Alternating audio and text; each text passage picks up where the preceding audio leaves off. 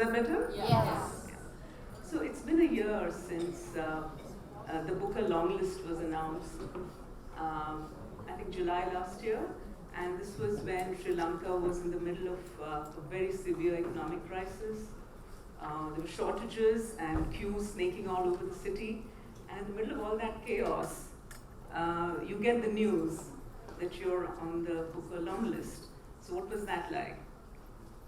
Yes, so you're right. We were all preoccupied with no gas, no petrol, food prices, and the fact that the whole country was on the streets, so wanted to oust the president.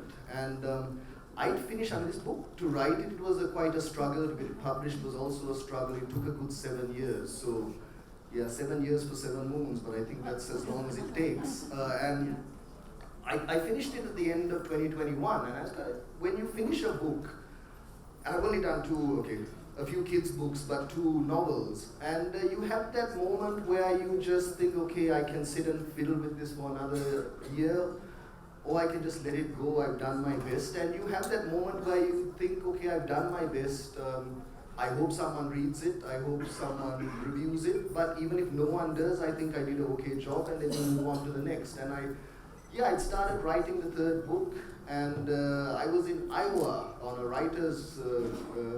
international writers program while the country was imploding.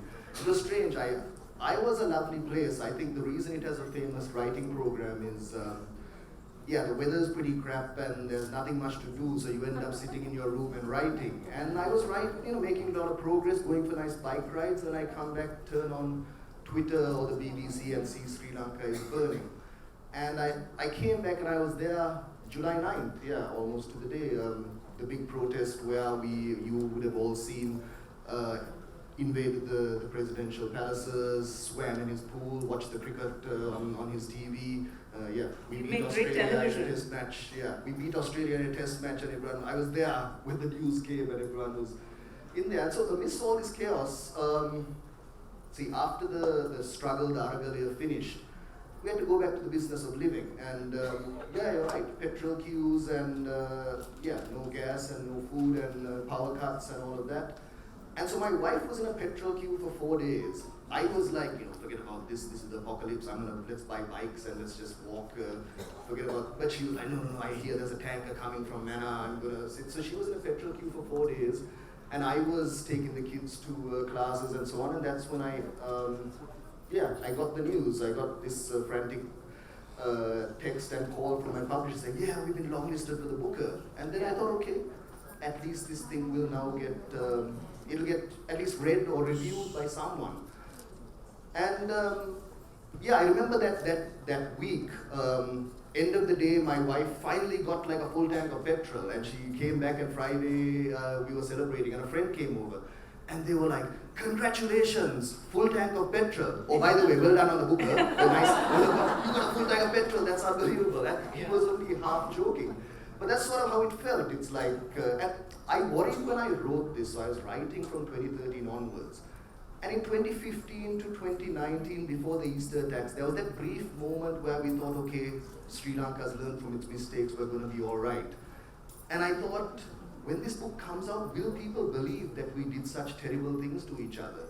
But then it happened to come out when Sri Lanka was in collapse again. So this idea of a Sri Lankan dystopia, the book seemed almost timely, even prescient. Yeah. So this is not stuff that me or my publisher planned. We didn't plan a collapse to launch the book, but it seemed to work. And then I just sort of followed the ride, and each step I thought, okay, it may not make the shortlist, and then it makes the shortlist, and I thought, okay, I'll get to travel to England and do some scary events and all of that, but then, it's a 1 in 6 chance, it's a dice roll. I thought, and there are 5 novelists on that shortlist. I thought, okay, someone else will win, and then I'll go back to my boring life. But for fortune or misfortune's sake, my name got called out, and I've been standing with a microphone for the last 6 months on different stages, and I have not been writing. That's the tragedy. It's been a hell of a ride, globe-trotting across the world in the afterlife, so I'm sure he's not complaining. But, the Mysore book clubs have all been, quite a few have read your book, 7 Moons of Mali Almeida, so So a lot of people here would have, are probably familiar with it and have read it, but there are those who haven't, and for their sake, if you can just tell us, the premise of the book and what it's about, but before that also summarize the political situation of that time and why it was possibly one of the most bloody and violent periods in Sri Lanka's political history. So if you can do that. That's a lot to summarize, but I'll try. It was, I think when I started writing around 2013, this was when, this was the post-war period, and this was right after Chinaman had come out. And I'd written a first novel, and I was an advertising copywriter, and many advertising copywriters have screenplays and novels at their bottom drawer. So I managed to get this thing published, and I was quite happy about that. But I moved on with life, and then suddenly the book got published worldwide. It won some awards, and everyone was asking, what are you going to do for your next book? And one thing I knew, I was sick and tired of talking about cricket. And so I thought I want to do something completely different. And I thought, what Sri Lanka needs is a ghost story. There's plenty of ghost stories, especially where there's been violence. And so the premise was basically, what if the dead could speak? What if, because around 2012, 2013, the post-war period, we should have been, patching together the nation and unifying. But it was, and look where we are 13 years later. But people were squabbling. Everyone was squabbling over, okay, how many died in that final phase of the war, whose fault it was. And there was no real truth or reconciliation or forgiveness or making sense of it. And I thought, well, the living clearly have no idea. They're making up their own stories. What if the dead could speak? Why can't we fictionalize what would the dead have to say about what Sri Lanka has done to them and how they view Sri Lanka? So that was the basic premise. But I wasn't brave enough to write about 2009. Even now, writing about the end of the war is quite contentious. Talking about abuses, war crimes, human rights, these are all dog whistles. And I knew, especially, I'm not a journalist, I write weird stories with demons and talking animals. So I thought, okay, maybe this idea I can take it to a different time period. And sadly, there were plenty of time periods I could have explored. I could have gone to 2001, 1995, 1994, but I chose 89 because I remember it as a teenager being a very confusing time. That there were three wars effectively. There was a separatist conflict with the Tamil Tigers. There was also a Marxist insurrection with the JVP and the government death squads that cracked down on the JVP, and also there was an Indian peacekeeping force who were there to keep the peace, but ended up being embroiled in another war with the Tigers. And then there was talk of the Sri Lankan government arming one side, and so there was a lot of this, and I couldn't understand it at the time. And then when I researched it 30 years later, it still made little sense. But it seemed like this was a great place to do a murder mystery and a ghost story. So I think at the heart of it, Maria Almeida, it's a murder mystery. It's a fairly, I think, conventional murder mystery. You have a corpse and you have several parties who may have wanted them dead. The only difference is the corpse is also the detective. I think that's the small innovation there. But other than that, because in 2013 we had these mass graves that were found, and that was straight out of a horror movie. Sri Lankan newspapers, they don't spare detail, and there was, I remember, skeletons just piled up on the front page. But again, it was curious how the different narratives. The official story at the time was these were bodies from the 1940s, which meant these were colonial graves. Then it was from 89. Then it was from more recent times, and still no conclusion to that. Many narratives. So I just thought this idea that, and this is something I experienced in 89. You would be going to school and you'd see a body on the side of the road hanging from a tire, burning, and the grown-ups would turn your face away. And you'd ask, who was that person? Why were they killed? And no one had an answer, because that person could have been a suspected LTT, suspected JVP, or someone killed by either of those parties, or a completely random murder. So that's why I thought 89 is a good place to set this murder mystery. So Maria Almeida, he's an atheist, a nihilist, doesn't believe that there's a cosmic rule because he has seen the atrocities on the warfield, believes that there can't be a god or a purpose, and then wakes up to find himself in the afterlife, which is like a Sri Lankan bureaucracy.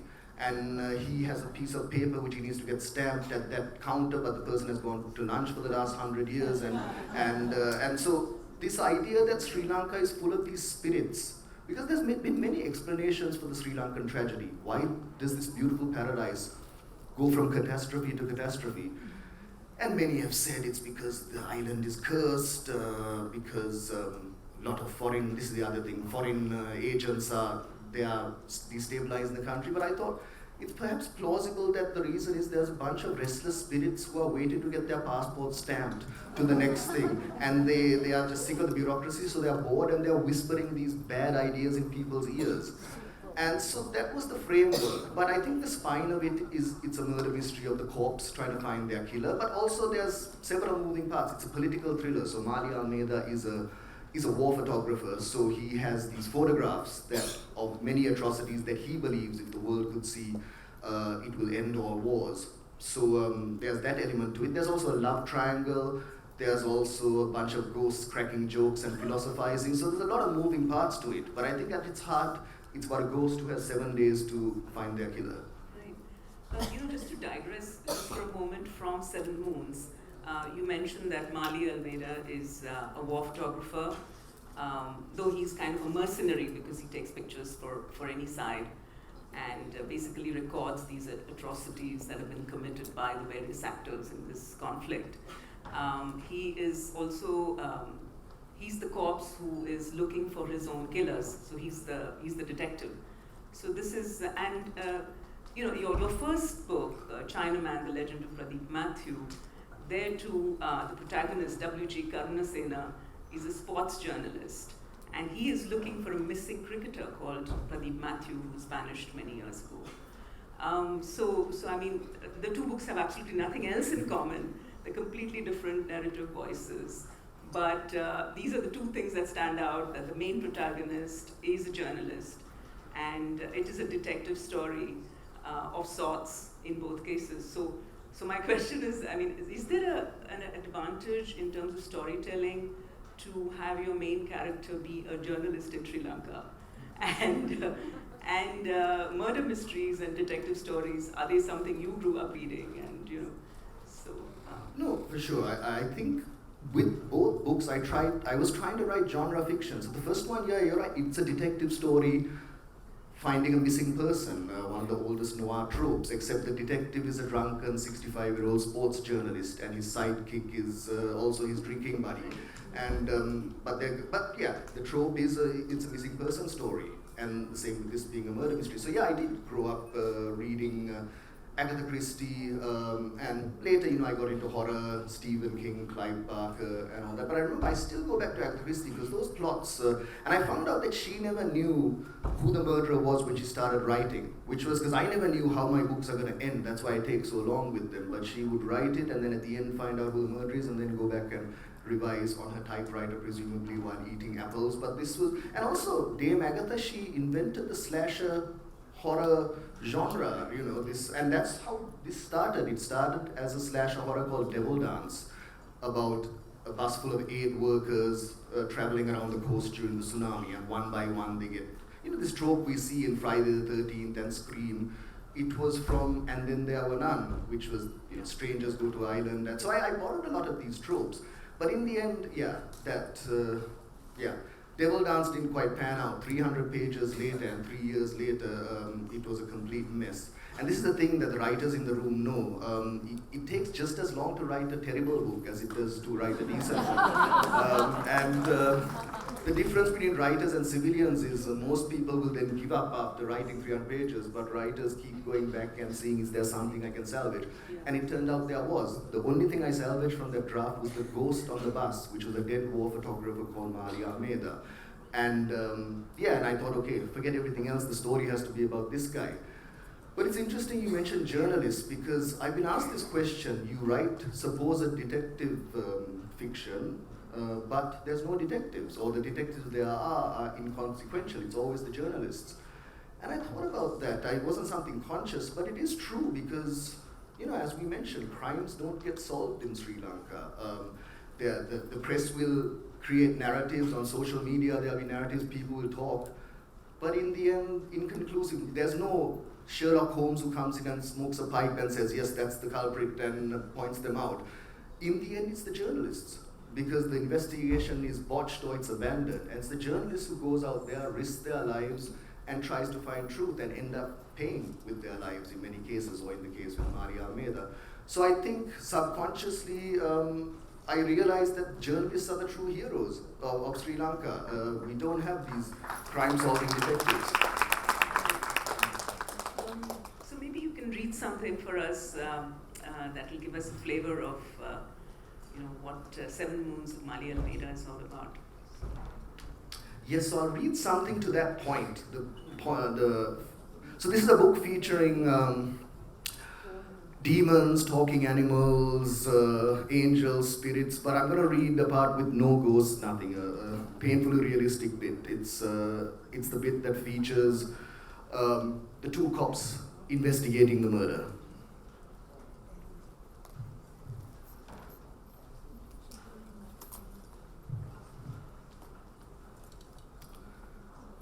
The neighborhood was called Kompanya Vidya by the Sinhalese and Komanu Theru by the Tamils, both meaning Company Street. The British called it Slave Island. These names persist today and provide unsubtle clues to how natives and colonizers viewed one another. The back of Hotel Leo is an abandoned lot that serves as a rubbish dump for the neighborhood. The surrounding streets are crumbling buildings and slums. The crenellated rooftops are occupied by worried cats and bored bats. Body was here. Detective Kasim points to the dent in the garbage bags with the splatters in red. Kottu and Balal nod. You thought it was a drop-off? Sir, this building is the drop-off point, says Kottu. You didn't think there was too much blood?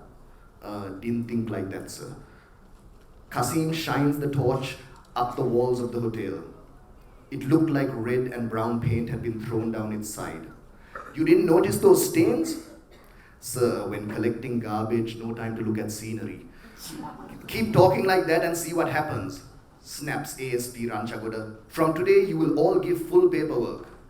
Balal and Kottu are silent. Detective Kasim shines his torch around the rest of the dump. The night has been one of bad smells. A breeze whizzes past him and makes him shiver. Kasim turns to Kottu. So he was thrown from one of those balconies. Not by us, right? Balal nods. Kottu coughs and looks away. So where's the rest of the body? Kottu looks at Balal, who looks at his feet. It's gone, sir. So I'm supposed to give his mother some limbs, a shoulder, and I don't know what that is. How do we prove it's Maria Almeida? ASP Ranchagoda speaks up. Well, if he was taken in before, his prints will be on file. Detective Kasim shakes his head. I trust our fingerprint department less than I trust you.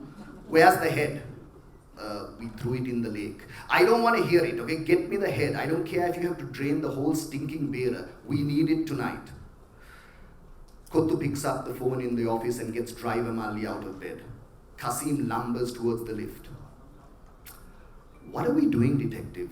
Asks ASP Ranchagoda once they are out of earshot. You better put in for overtime, Puta. Ranchagoda pauses outside the lift, but does not go in. Kasim gets inside and holds it with his finger. What's the issue? Boss, first you say you are transferring away from corpses. Now you ask us to put in overtime? We have our job to do. What's our job? We protect the innocent, says Detective Kasim. I thought we protect the powerful. Do we need to discuss this now? Kasim takes his finger off the button, which causes the doors to close. He curses and sticks his arm out to block the lift's jaws. Boss, I'm confused about another thing. Get in the lift now. Are we investigating this, or are we covering this up? Thank you.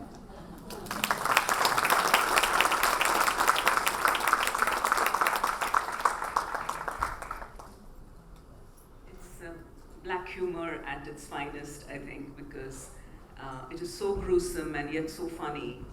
And it's also an illustration of how the book kind of straddles multiple genres, apart from being a murder mystery and a deeply political satire. It's a black comedy and a lot of other things. So now, obviously we haven't, this book is in this life, it's not in the afterlife, this part that you just read. So the afterlife, which is populated by this cosmology of ghosts, pretas and yakas, and the different kind of categories and verticals of ghosts. How did you come up with that? I mean, what sort of research did you have to do? Because how much of that is invention, pure invention, and how much is kind of existing folklore? Seven Moons, for example, is it just a kind of plot device to have a ticking clock against which Mali is working, or is there something there in the Sri Lankan Buddhist belief system? Just wanted to know some more about that. Yeah, so I'd like to say the afterlife appeared fully formed to me in a vision. It didn't, it was, because I had to solve problems, because I knew I was writing a ghost story. So I collected ghost stories, and everywhere, every culture has ghost stories. So I visited haunted houses, I went to villages where people had disappeared. And so what I noticed is wherever there's trauma in Sri Lanka, there are ghost stories. Villages which were ravaged by the tsunami have reports of figures coming out of the ocean. You could read it either way. Or villages where youth were disappeared in the late 80s, again, you see apparitions in the forest. And you could read it that the spirits around that area are restless, or it could be a psychological phenomenon that's how we deal with trauma, because these people are forgotten and there's no official closure for that, and so they survive in ghost stories. But the problem is, and of course I watched a lot of horror movies and I've read a lot of horror fiction, but the problem is with a lot of it was useless, because most ghost stories, you don't meet the ghost till the final chapter or the final act. But this, I have the ghost on page 1 saying, "Hi, I'm a ghost." And so I had to figure out, what do ghosts do all day? What do they, and you can't interview a ghost. I didn't have a seance. That's the one thing I didn't do. I went to folklore, to the various religious texts, read Dante many times, watched Hellraiser a few times, tried everything. And one thing I figured was, we have this belief or delusion, if you like, that when we close our eyes for the last time, when we open it again, everything will be revealed, and all the secrets of the universe, God will introduce herself to us and tell us her name, and we'll know everything. Everything will make sense. But it made more sense to me that you wake up in this situation where you're confused about what, you lived for 35 years or 55 years, what was that all about, and you have to get your passport stamped and your ears checked and go to the next place. And so this idea of a bureaucracy was a good comic first scene, but it also made sense, so that's why I pursued it. But I think if you look at there's a variety of influences. So one is Tibetan Buddhism, so Mahayana Buddhism, so I think it's Theravada in Sri Lanka. But I traveled as a travel writer. While I was writing this, I was writing copy, doing travel assignments. I was in Ladakh and Kashmir, and going to those temples, you see they have a complete pantheon of animal spirits, demons, yakas, pretas, and I think I borrowed from that. Also these ideas of rebirth and reincarnation, but also there's also bits from the Judeo-Christian tradition. So this idea of the light, that I got from near-death experiences. That's quite documented, that all near-death experiences report, when they come back after they flatline, report this idea of the light and having a spirit guide leading them to the light. So I borrowed from a lot of these things. But and 7 moons, for example, that's the Hattavasedane, after 7 days, because we have this idea, and I've seen it in Singapore, I think it's a South Asian idea, not just a Sri Lankan one, that the spirit hovers for 7 days before it goes to its next resting place or wherever it's going. And so we have an almsgiving and a blessing on the 7th day. We have another after 3 months, the Tunma Sedane. So that's 90 moons, and then I sat there doing calculations. Okay, if you miss your bus on the 7th moon, you have the 90th moon. If you miss that, you have to wait to the 512th moon. And I kind of went on this whole thing. So that's the reason why ghosts are either very new or ancient, because they've missed their bus multiple times. But this came very slowly, trying to figure out, okay, because I knew, okay, if I'm writing this ghost story, and it's been mistaken for magical realism and fantasy. I don't know the difference between those two genres, actually. But one thing that irritates me was reading fantasy or magic realism is when people just pluck rules out of the air. suddenly in the final act, he can breathe fire and he can be invisible. Why did you tell us that at the beginning? So I had to make sure that all the rules were in place. And I think I had about 20 rules. Ghosts can control the temperature, control insects and all of that. But in the end, I settled with 3 rules. You can only go where your corpse has been. So that's why ghosts are either in the cemetery or back at their home. You can go where the wind blows you, but you can also go wherever your name is spoken. So these were also, as far as interesting construction, they're also good for the thriller genre because one is the ticking clock, you have 7 days to solve this. But also, wherever someone says Mali Almeida, this guy can go and usually find another suspect. So I think that was one of the techniques, but also it took on a deeper meaning when I was rewriting it. I thought, okay, I guess you die a second death on Earth when the last person on Earth says your name or remembers you. And that's why perhaps ghosts don't survive more than 3 generations. But, I'd like to say this came in one flash, but it took a good 2-3 years before I had the construction right. But once I had that, I knew I could maneuver and do supernatural things, but at least it had some consistency. So from the afterlife, let's move back to reality. And you have Richard de Soisa, you have Rajni Tiranagama, and you have Dayapati Rana, who we meet in the afterlife as 3 of the most high profile of the ghost cosmology. And so you picked people from real life, not from ancient history, but from the 80s, so fairly recent history. So why? My question is, why did you pick these 3 particular individuals? Were you ever apprehensive about writing characters from real life, who may have friends and family who are all still around, and so? Also, you say it's recent history. Of course it is. It's our lifetime. It's, 40 years ago or thereabouts. But it may as well be ancient history because it's not talked about. It's written about. You get a few articles about de Soisa and Thiranagama. But, one thing since the success of 7 Moons is my audience has widened. Before, my audience was middle-aged men who were obsessed with cricket. That's kind of been my core target audience. But now there's been a wide cross-section, especially at book readings and signings. And I get a lot of young people who were born in the 90s and the 2000s, young Sri Lankans coming to me and saying, we're aware that there was a war, but our parents don't talk about it, our teachers don't mention it, we're not taught it in schools. We're taught about the ancient history, we're taught about the ancient kings and their wars and their tanks and their temples, we're taught about the colonial history, but the last 40 years, not really, there's no real engagement. And I tell them, don't come to my book for history, mine's just a weird fictional tale. The real story is far more gruesome, and it's all available on the internet, or there's books written about it. I try and point them in that direction because the feeling is, I think in Sri Lanka, it's forget the past, bury the past. Why go back there? You're bringing up these old wounds. Let's just move on. But answer to your question was, when I went to 89, this trope of what if the dead could speak, those 3, I looked at, so a lot of the ghosts that appear in 7 Moons are based on real unsolved murders. I've obviously altered details and fictionalized it. But the 3 most prominent, at least the 2 most prominent, were Richard de Soisa and Dr. Rajni Thiranagama. Dayapatran is not so well known, only in certain circles. Richard de Soisa was, he doesn't really resemble Mali Almeida, other than they were both closeted gay men. But Richard de Soisa was an actor, an activist, a theatre person, and quite vocal about working class rights and so on. And he was brutally murdered and found in 89. And I remember it sent a shockwave through middle-class Colombo, because usually when there's a extrajudiciary or state killing, it's some Sinhalese or Tamil journalist or activist outstation outside of Colombo, whose name we don't remember. But Richard de Soisa was an English-speaking Colombo liberal, and suddenly it was like, they can come after anyone, they can come after one of us. And again, murder is unsolved. Many theories, lots has been written about it.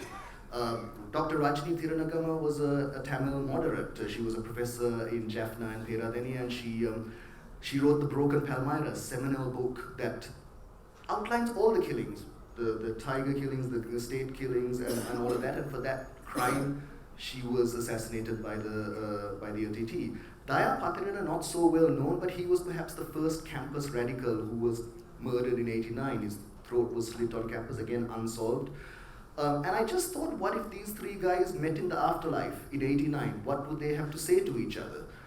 But also it serves a plot thing that Mari Almeida has these two voices on either side of his shoulder.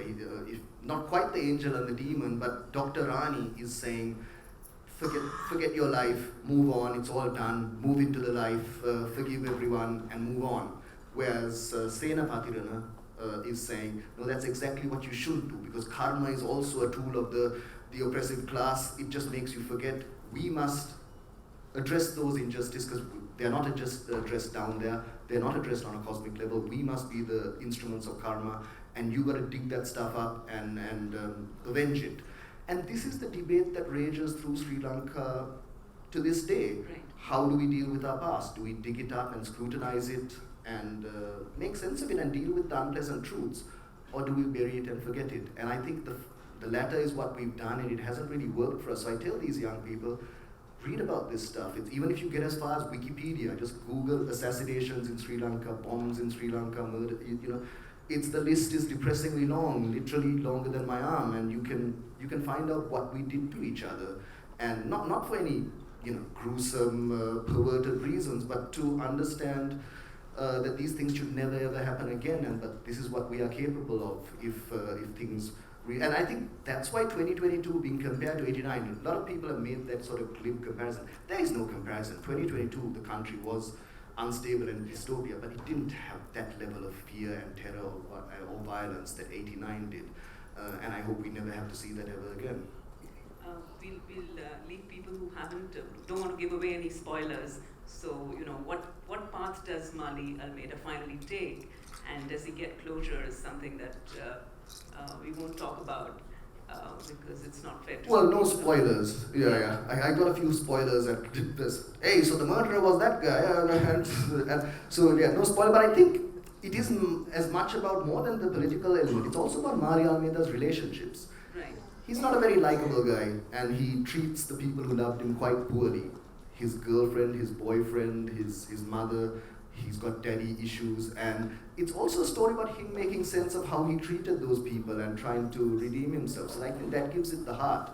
But yeah, I think Mali Almeida does have an arc, and yeah.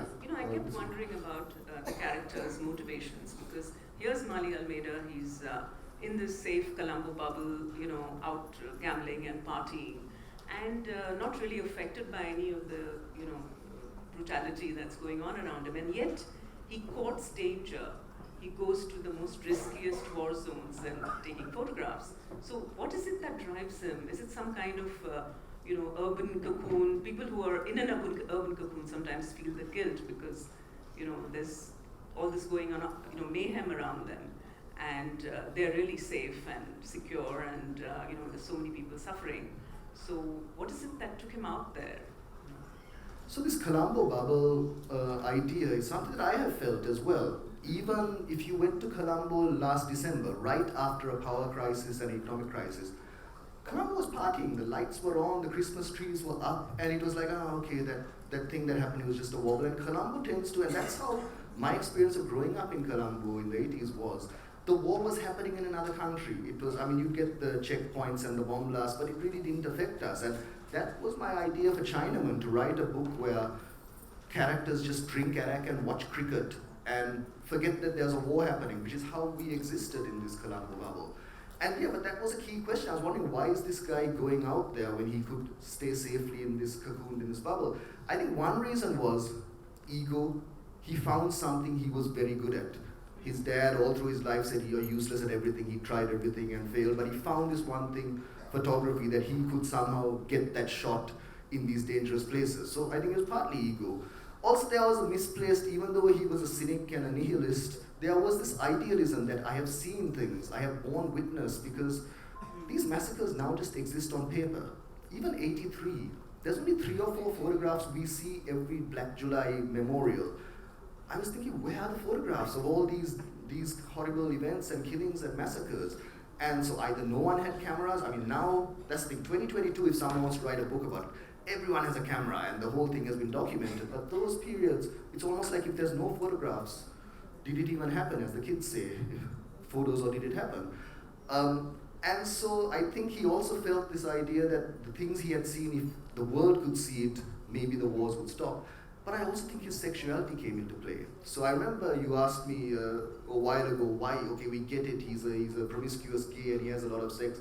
Do we need to keep? And yeah, my mom said, yeah, do you have to have so much sex in this thing? But I think he was a man of great appetites, and also in '89, even liberal Colombo societies, perhaps in most places in the world, you couldn't come out as openly gay. And so I think the war zone, where normal rules didn't apply, is where he could express himself sexually.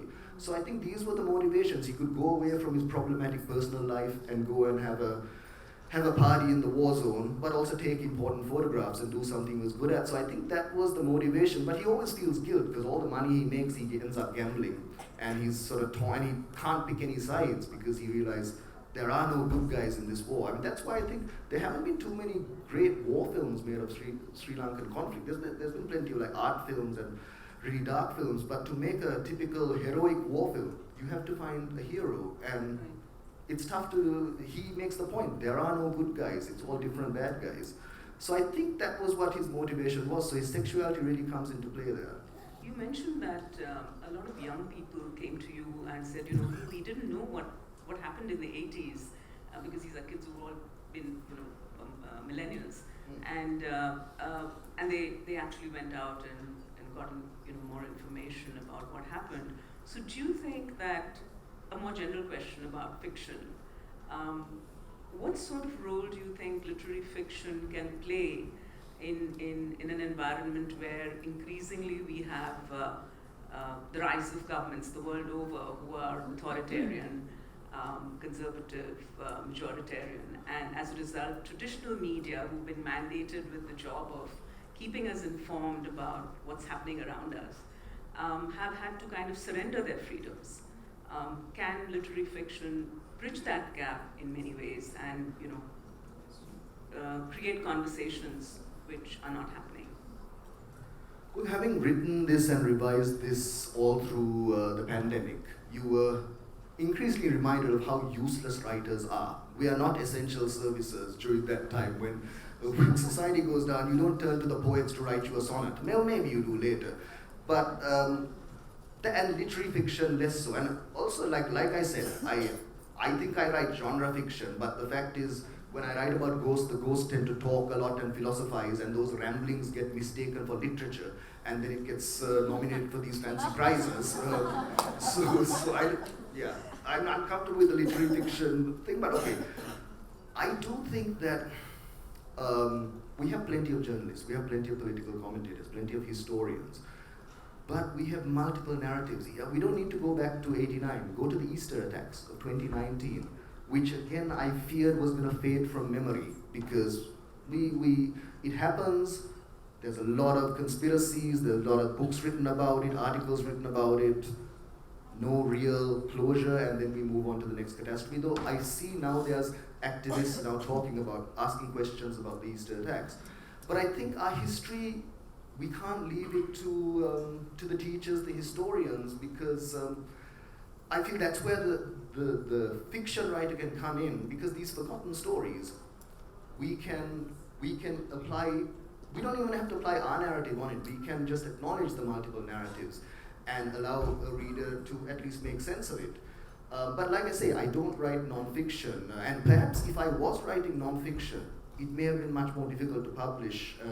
I think also what you mentioned about authoritarian regimes and all that, it's in China has a great tradition of science fiction writing, a tremendous tradition of science fiction writing, less so because I'm guessing you can't write realistic critiques of history or the present, but you invent a dystopia that's nothing like here, but is everything like here, and then that's where you can tell your stories. So you talk about it without really talking about it. I think we are insulated. I mean, one thing, okay, writing in English also insulates you, but I think using these fantastical genres and these devices allows you to sort of, be detached. And I think I don't know, I hope we're not being too clever, but I think the powers that be, it's hard for them to pinpoint that this person has said, because people are telling me, you've said some very controversial things about the Sri Lankan flag and all of that. And I said, no, I didn't say anything. That's Mali Almeida. That guy's out of control.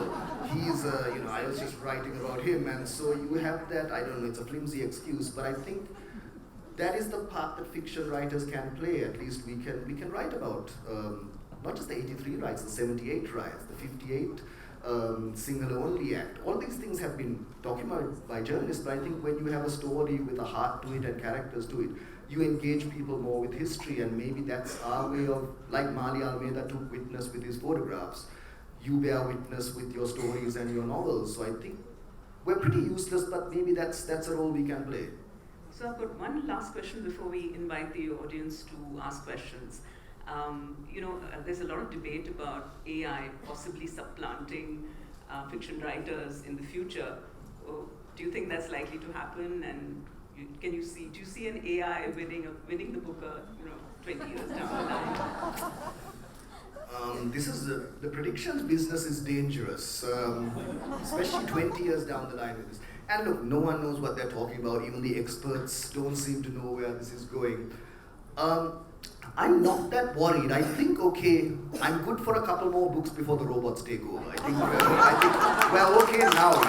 Like I've used ChatGPT. I use it for when I have to give talks or I have an assignment. I say, okay, ChatGPT, how do you follow up a Booker-winning novel? And give me some ideas. Give me 50 ideas, and they'll come up with pretty basic ideas. You won the Booker. You actually said that this is not just a victory for Colombo's elite English-speaking classes, but it's a victory for storytellers everywhere in Sri Lanka, which would actually be possible if your book is going to be translated into Sinhala and Tamil and actually reaches out to many more Sri Lankans. Is that likely to happen?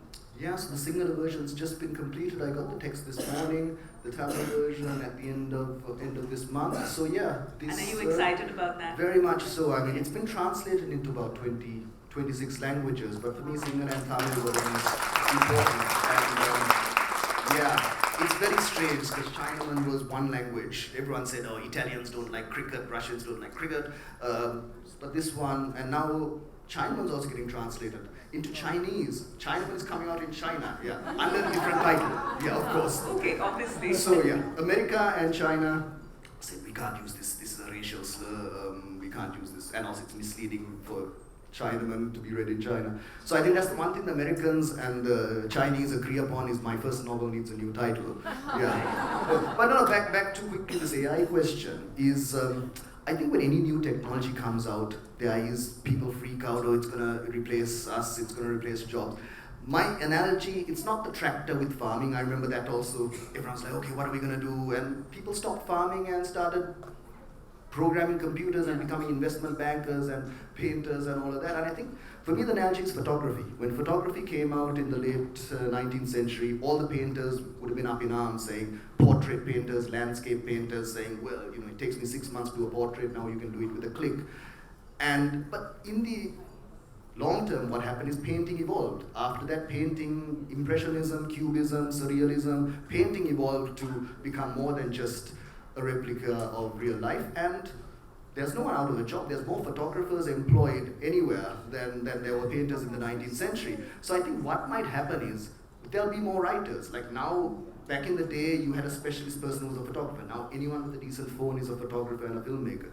So you'll have a lot of writers, maybe a lot of bad writers. But I think for the really good writers, you have, because one thing the ChatGPT does, it just accumulate stuff that's been done before. So if it's formulaic fiction, maybe those guys are in trouble because you could replicate, the plot of a thriller. But I think the sweet spot is trying to think of stuff that hasn't been done before. That's what the really great novels will do. Stuff that the robots won't be able to do. Stuff with a human heart. If you're writing about the human heart, I'm not sure how much these algorithms and these programs can do. So I think that's the sweet spot. I think we'll have a difficult time for the next 5-10 years, but then in the end it'll just become another tool that writers use. So maybe it won't take 7 years to write a Booker-winning novel, it'll take 7 weeks or 7 days. So on that note, I think maybe you can tell us what your new book is about. I believe it's called The Khans. Yeah, I can't tell you anything more than that. It's called Khans, but working title. But first rule of writing, which I learned in my 20s, was don't talk about anything that you haven't written. Don't talk about stories you haven't written, because you talk about that, you're never going to write it. So all I can say is it is set in Sri Lanka. It's set now. My first book was 89. 1996, this was 89. This is around the millennium 2000, early 2000s. And it's set in Sri Lanka. It features a lot of absurdity, but no ghosts, no corpses, no cricket, no drink. Maybe there'll be a bit of drinking. And hopefully it won't take me 7 years. We'll look forward to that very much. And Thank you very much. Any questions from anyone? Can we have the mic to the gentleman over there in the check shirt?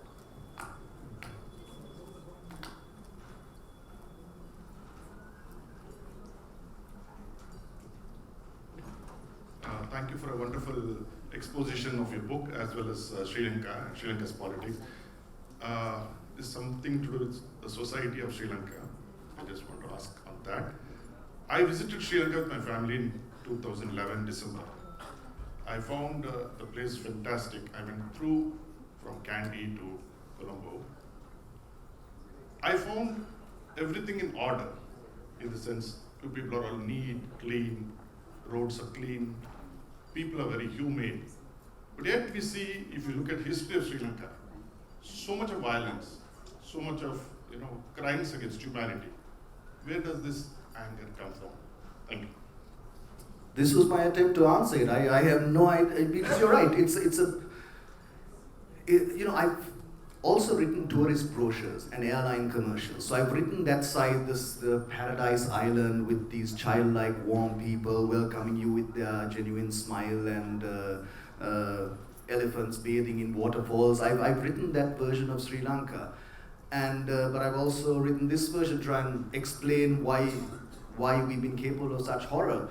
I think one thing I came about is the Sri Lankan humor and the Sri Lankan smile. It's not always warm and genuine. It's often masking confusion. When the waiter messes up your order and comes in for the third time, they'll smile. Masking anger, masking contempt.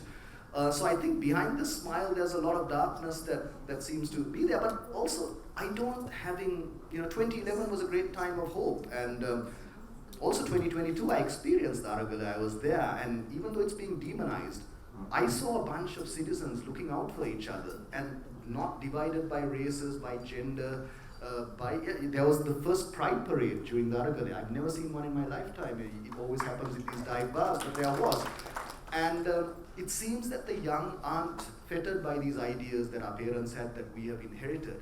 But I also don't believe that Sri Lankans are bigoted or hateful or racist on a human, molecular, cellular level. You travel the country, you're right.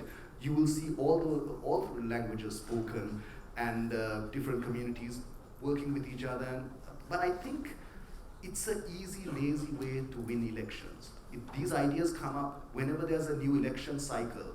Then suddenly it's like, watch out for that minority. Do you want terrorism to rise again? Watch out for these guys. Vote for us. You need the strong men in power to keep the majority safe. These ideas crop up during election cycles. And sadly, they seem to work. They seem to work and that's why you can go back to 1958 when the Sinhala Only Act was passed, alienating the Tamils, the Burghers, and the Muslims. That was passed by a Oxford-educated Anglophile Prime Minister Bandaranaike, who wore the sarong and the national dress and converted to Buddhism in order to win votes, and it worked. But at what cost?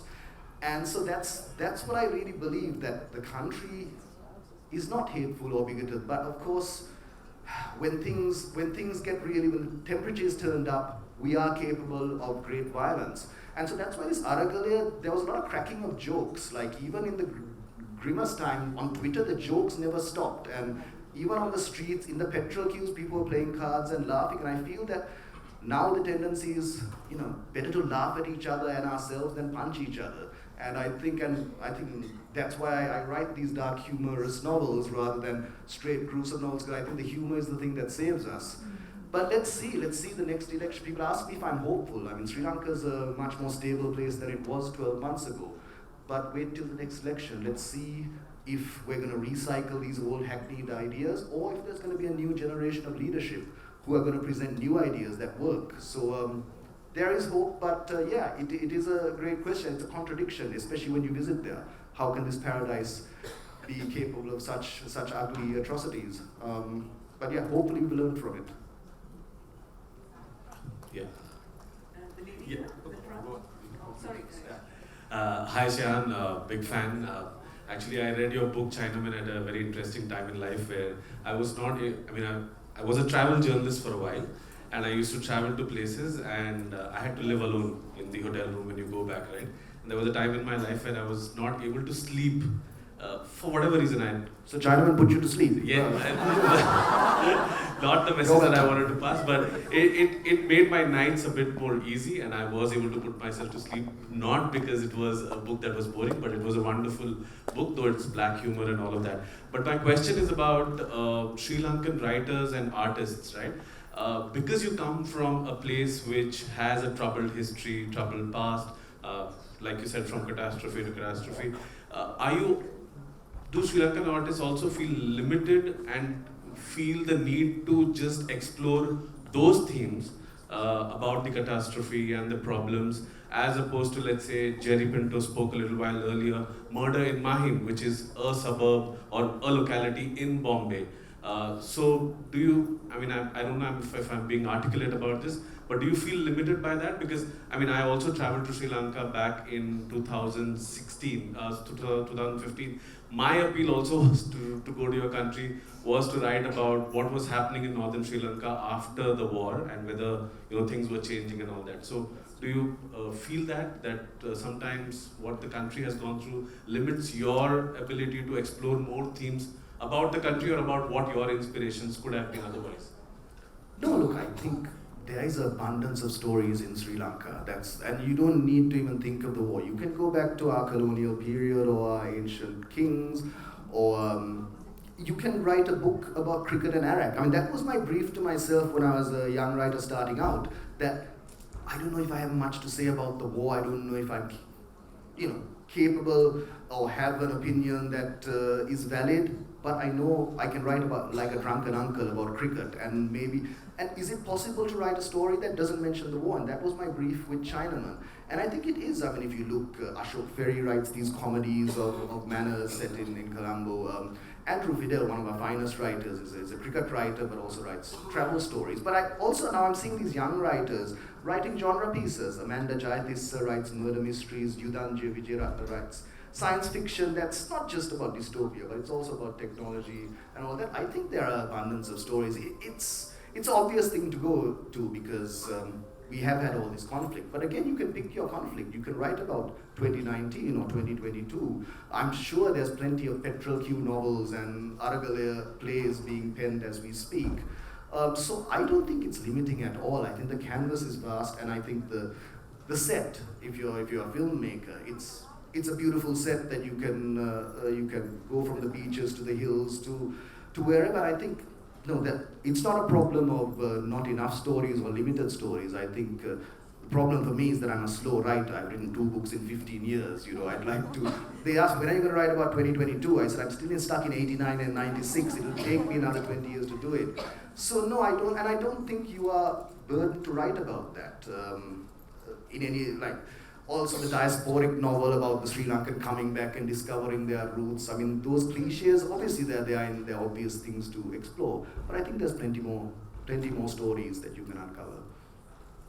But as a writer, sometimes the appeal to an international or a larger audience, do you think that sometimes plays in the minds of the writers and artists, that this is the kind of theme that most people will relate to when it comes to Sri Lanka, and hence maybe I should write about this?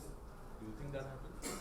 I don't think of international audiences, which is a bit strange for someone who's revised a book for 3 years for international audience. But when you're writing in Colombo or Galle or Anuradhapura, you're not arrogant to think your book will get published in London. You're not thinking of an editor in London or a producer in Hollywood. You're writing for readers like yourself, maybe readers in South Asia. My books have done well around Bangladesh, Pakistan, India, because I think we each have our own dystopia. Slightly different to each other, but we see shared tropes and shared ideas there. So that's who I write for, and I think many Sri Lankan writers, we don't take for granted that we're going to get published. Even in India, that's the big goal. Can we get published in the subcontinent? then perhaps let's look at London and America. So I don't, it's only when I'm editing that I think, okay, how is this going to play to a Western reader? But when I'm writing, I'm thinking of readers from our part of the world. Lady in front here has a question.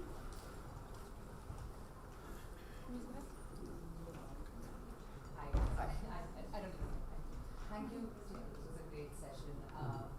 So what I was wondering is, when you write something like a murder mystery, right, the general core assumption that you make is that at the end of such a story, when the murder is solved, No spoilers, huh? no, so the state machinery will take over. Any sort of murder mystery, the premise that they write is that all we have to do is solve this mystery, and then the state will take over, right? But when you are writing about a period when the state has so spectacularly failed its citizens, you will need to be creative when you're finding closure for your characters and the people involved. So I'm curious to know about your thought process in trying to find that alternative closure for the people involved, and just what you were thinking about when you were writing something like this, because you can't say, okay, this mystery is solved and then we're done, the state's going to take over. That's not happening. So when you had to find an alternative, what were you thinking about when you wrote it? That's a good question. I think with they're called cozy crime. It's the genre. Richard Osman writes it, Agatha Christie wrote it. Cozy crime, where they have these lovely murders in these lovely English houses, and the cozy murder, the trope is the kind of cliches. The detective gathers the suspects in the library and says, it was him, no, it was her, and then they get dragged off by the cops, and that's the end of it. Whereas getting dragged off by the cops is the first stage of, and I mean, without giving too much away about how the conclusion of it, I was aware that, and I think the reader will be aware that the war continued for another 20 years after that. So even though he has these views of ending wars with his actions and his photographs, the reality is the war continued, and these mistakes kept being made and all of that. So within that framework, I had to strive for something that gave the semblance of a happy ending. I mean, let's see how people take it. I mean, I thought I was pretty ambivalent. But I think with both books, I mean, the first book is about a guy drinking himself to death. But in the end, it's not a grim, I hope it's not a grim, depressing story. I think both, I try to move towards some level of hope, even in the midst of the knowledge that this war will not end and the murders will not end. So I think, yeah, you have to grapple with that, and also you have to be authentic as well, unless you're writing cozy crime, which is not a bad idea. In a bungalow in Nuerelia, we can do a cozy crime thing. But I was writing, I mean, the first scene is a body being hacked to death, and not hacked to death, but hacked to pieces, has been dumped in a lake. So I think, starting from that, I think I will get to a positive place. When you start with body dismemberment, there's only, you can only go up. But yeah, it is something you have to grapple with, offering a satisfying read, but also being realistic to the situation. Maybe, shall we take one last question from the young gentleman there? Yeah, a cricket-related question. Right, big fan of your work in Chinaman. Do you think Sri Lankan cricket as a whole kind of embodies or is a microcosm of Sri Lankan society? Or is it like a bubble of something which is detached from reality?